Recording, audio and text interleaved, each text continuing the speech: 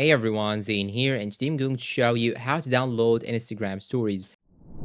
Now, the thing that you should do is to simply go for any one that has any story that you want to download, and just you will have to copy its name. So I'm gonna go to this man right here. This is one of my friends. I'm gonna just head to his profile, then I will copy his name. And now what you should do is to simply go to any browser that you have, then you want to search for Instagram story download. Then you'll have to open the first option right here, story saver. Then what you should do is to simply scroll down, and you should now enter here the Instagram account username. And now once you find the story as this one right here, you can simply click on save as photo, or you can just tap on the story itself. If he has downloaded a video, then you will have here three dots on the bottom or in the top. You will just have to click on the three buttons, then it will show you the option for the download. Or if he has actually added a video, you will find here a button saying save as video.